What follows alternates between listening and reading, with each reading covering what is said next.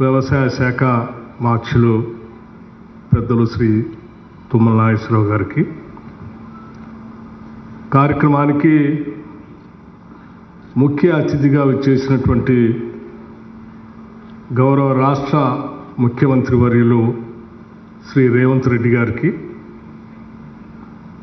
అలాగే గౌరవ రాష్ట్ర మంత్రివర్యులు ఉత్తమ్ కుమార్ రెడ్డి గారికి, గౌరవ రాష్ట్ర మంత్రివర్యులు శ్రీ దుద్దిళ్ల శ్రీధర్ బాబు గారికి, గౌరవ రాష్ట్ర మంత్రివర్యులు శ్రీ దామోదర్ రాజనరసింహ గారికి, గౌరవ రాష్ట్ర మంత్రివర్యులు శ్రీ జూపల్లి కృష్ణారావు గారికి, గౌరవ రాష్ట్ర మంత్రివర్యులు శ్రీ పొన్నం ప్రభాకర్ గారికి, గౌరవ రాష్ట్ర మంత్రివర్యులు శ్రీ పొంగిలేటి శ్రీనివాసరెడ్డి గారికి, గౌరవ రాష్ట్ర మంత్రివర్యులు శ్రీమతి సీతక్క గారికి, గౌరవ రాష్ట్ర మంత్రివర్యులు శ్రీమతి కొండా సురేఖ గారికి, గౌరవ రాష్ట్ర మంత్రివర్యులు శ్రీ వివేక్ వెంకటస్వామి గారికి, గౌరవ రాష్ట్ర మంత్రివర్యులు శ్రీ వాక్కిటి శ్రీహరి గారికి, గౌరవ రాష్ట్ర మంత్రివర్యులు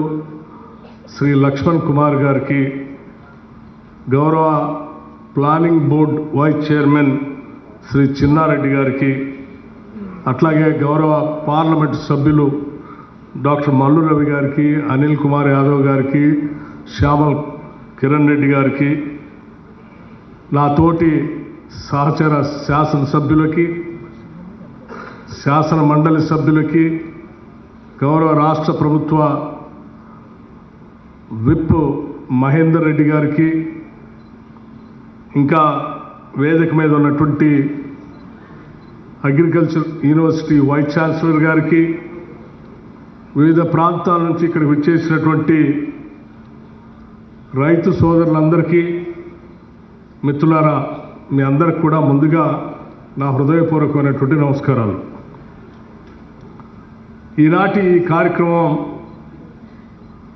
బహుశా ప్రత్యేక రాష్ట్ర చరిత్రలో చిరస్థాయిగా నిలిచిపోయేటువంటి కార్యక్రమంగా చెప్పటానికి నాకు ఎటువంటి సందేహం లేదు. కారణం,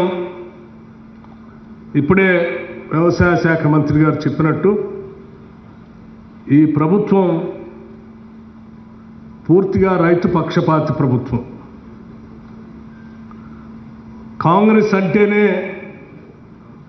వ్యవసాయం, కాంగ్రెస్ అంటేనే ఉచిత కరెంటు, కాంగ్రెస్ అంటేనే రుణమాఫీ, కాంగ్రెస్ అంటేనే మద్దతు ధర, కాంగ్రెస్ అంటేనే మద్దతు ధరతో పాటు ప్రోత్సహించడానికి కావలసిన విధంగా బోనస్ ధరలు కూడా. కాంగ్రెస్కి వ్యవసాయానికి విడదీయరాయినటువంటి సంబంధం ఉంది. ఈనాటి ప్రభుత్వం రాష్ట్ర ముఖ్యమంత్రి రేవంత్ రెడ్డి గారి నాయకత్వంలో ఈ ప్రభుత్వం ఏర్పడిన తర్వాత చాలా రకాలుగా ఆనాటి ప్రభుత్వం రకరకాల ప్రచారాలు కూడా చేసింది. కానీ నేను కొన్ని విషయాలు మీ అందరి దృష్టికి తీసుకొని రాదలుచుకున్నాం. కేవలం మేము అధికారంలోకి వచ్చిన నాటి నుంచి ఈనాటి వరకు ఎవరు ఊహించని విధంగా అనేక రకాలైనటువంటి ఆర్థిక పరమైనటువంటి ఇబ్బందులు ఉన్నప్పటికీ కూడా ఆనాటి ప్రభుత్వంలో ఉన్నటువంటి ఏ ఒక్క పథకాన్ని కూడా ఆపకుండా ఈ ప్రభుత్వం చాలా పెద్ద ఎత్తున రైతు సోదరుల కోసం అనేక కార్యక్రమాలు తీసుకొని ముందుకు పోతాం. దాంట్లో భాగంగా బహుశా దేశ చరిత్రలో ఎవరు కూడా, ఏ రాష్ట్రం కూడా వచ్చిన 3-4 నెలల్లో ఆ యొక్క రాష్ట్రం దాదాపు 21,000 కోట్ల రూపాయలు రుణమాఫీ చేసిన చరిత్ర ఈ భారతదేశ చరిత్రలో ఏ రాష్ట్రంలో కూడా లేదు. అది కేవలం ఈ రాష్ట్రంలో మాత్రమే జరిగింది. అట్లాగే అది చేస్తూ రైతు భరోసా తప్పనిసరిగా ఆనాటి ప్రభుత్వం ఆ సీజన్లో వదిలేసి వెళ్ళింది. కానీ మనం మాత్రం రైతులకి అన్యాయం చేయకూడదని చెప్పి రాష్ట్ర ముఖ్యమంత్రి గారు మిగతా మంత్రిమండలి సభ్యులందరితో మాట్లాడి పెద్ద ఎత్తున రైతు భరోసా వేసే కార్యక్రమాన్ని కూడా చేపట్టారు. రైతు భరోసాకి ఇప్పటివరకు 13,088 కోట్ల రూపాయలని ఖర్చు పెట్టడం జరిగింది. రుణమాఫీ 21,000 కోట్లు కాకుండా. అట్లాగే బోనస్ సంబంధించి 1,199 కోట్ల రూపాయలు. ఈ దేశ చరిత్రలో ఎవ్వరు కూడా ఇంతవరకు మద్దతు ధర గురించి మాట్లాడారు తప్ప పండించిన పంటకి బోనస్ ఇస్తామని చెప్పి ఇచ్చిన మాట ప్రకారం పండించిన వడ్లకి, ధాన్యానికి, సన్నధాన్యానికి క్వింటాల్కి 500 రూపాయల లెక్కగట్టి 1,119 కోట్ల రూపాయలని ఇచ్చినటువంటి ప్రభుత్వం ఈ దేశ చరిత్రలో ఏదైనా ఉందంటే అది కేవలం ప్రజాప్రభుత్వం, మన ప్రభుత్వం మాత్రమే.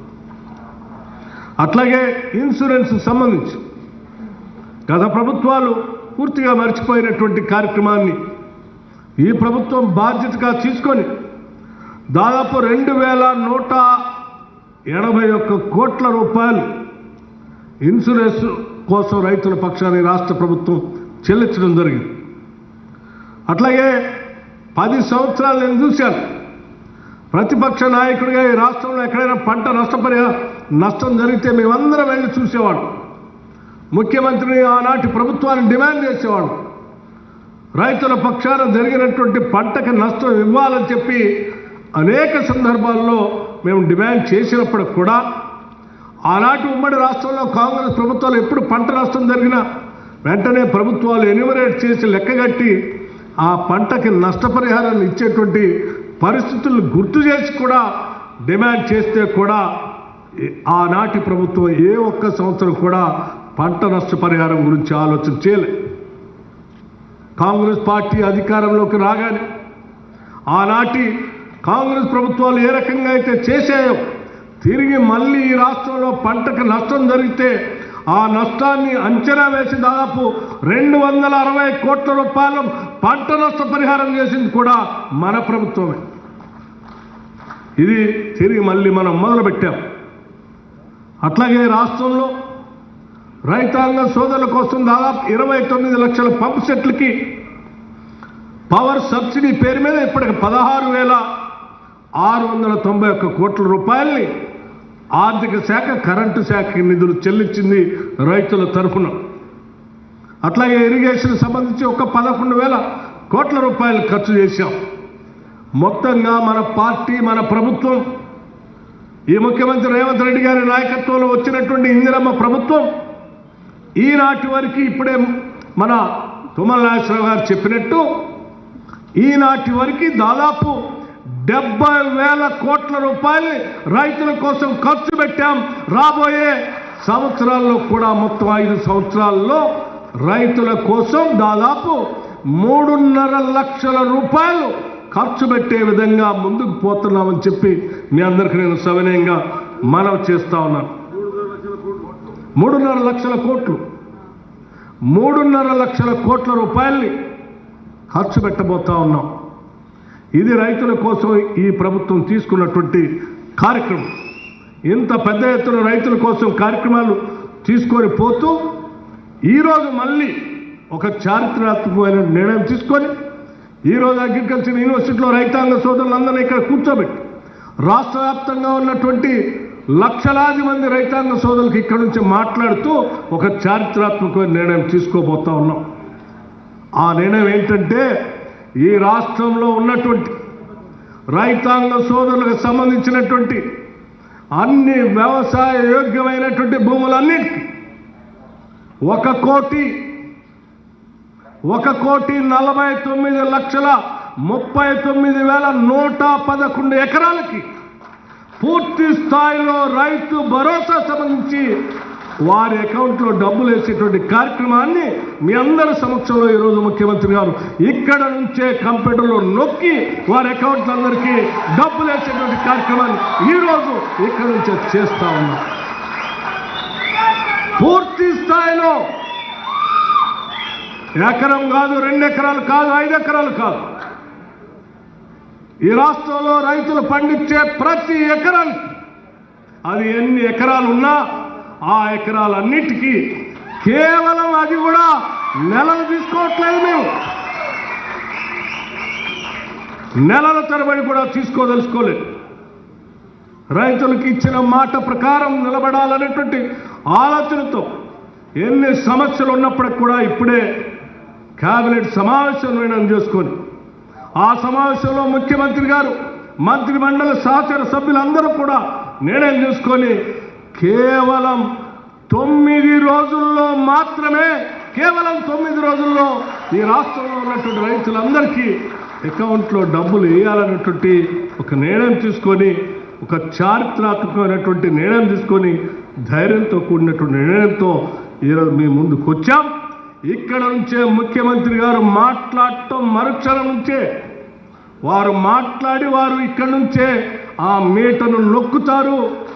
ఇక్కడి నుంచే మీటను నొక్కుతారు. ఇక్కడ మీటర్ నొక్కుతా ఉంటే అక్కడ రైతుల అకౌంట్లో టింగ్ టింగ్ టింగ్ అంటూ డబ్బులు పడేటువంటి కార్యక్రమాన్ని చేసేటువంటి కార్యక్రమాన్ని ఇక్కడ చేయడానికి వచ్చాం. మిత్రులారా, నేను మీ అందరికీ చెప్పేది ఒక్కటే, ఈ ప్రభుత్వం మన ప్రభుత్వం, ప్రజల ప్రభుత్వం. ఈ రాష్ట్రంలో అనేక సమస్యలు, ఇబ్బందులు, ఆర్థిక పరమైనటువంటి బాధలు ఉన్నప్పటికీ కూడా రూపాయి పోగేసి ప్రతి రూపాయిని ప్రజల కోసం ఖర్చు పెట్టాలనేటువంటి ఆలోచనతోనే ఈ రాష్ట్ర ప్రభుత్వం ముందుకు పోతాం. చేసే ప్రతి ఆలోచన పని కేవలం ఈ రాష్ట్రంలో ఉన్నటువంటి ప్రజల కోసం ఆలోచన చేస్తూ ఉన్నాం. ఇంకో విషయం కూడా చెప్పదలుచుకున్నాం మీకు. ఈ రాష్ట్రంలో ఉన్నటువంటి రైతాంగ సోదరులు ఒక్కడే కాదు, భూమి లేని నిరుపేద ప్రజలుంటే, ఆ నిరుపేద ప్రజలు వ్యవసాయ కార్మికులుగా ఉంటే వారికి కూడా సంవత్సరానికి ప్రతి కుటుంబానికి 12,000 రూపాయల లెక్కన ఇందిరమ్మ ఆత్మీయ భరోసా పేరు మీద రైతుల పక్షాన్ని నిలబడిన రైతుల కూలీల గురించి కూడా ఈ రాష్ట్ర ప్రభుత్వం మనసుతో ఆలోచన చేసి నిర్ణయం తీసుకొని ముందుకు పోతా ఉన్నాం. అందుకే ఆలోచన చేయండి. ఇన్ని ఇబ్బందులున్నా ఈ రాష్ట్ర ప్రభుత్వం ఆలోచన చేసి పెద్ద ఎత్తున సాహసోపేతమైన నిర్ణయం తీసుకొని ప్రజల కోసం పనిచేసుకుంటూ ముందుకు పోతా ఉంది. ఈ రకంగా ముందుకు పోతా ఉంటే భవిష్యత్తులో మాకు పుట్టగదులు ఉండవనేటువంటి ఆలోచనతో 10 సంవత్సరాలు ఈ రాష్ట్రాన్ని అధోగతి పాలు చేసినటువంటి ఆనాటి ప్రభుత్వం బురద జల్లాలనేటువంటి ఒక దుర్మార్గమైనటువంటి కార్యక్రమాన్ని తీసుకొని ముందుకు పోతా ఉంది. దీన్ని గమనించాలని చెప్పి ఈ రాష్ట్రంలో ఉన్నటువంటి రైతాంగ సోదరులందరికీ కూడా నేను విజ్ఞప్తి చేస్తా ఉన్నాను. సోదరులారా, రైతులారా, ఆలోచన చేయండి.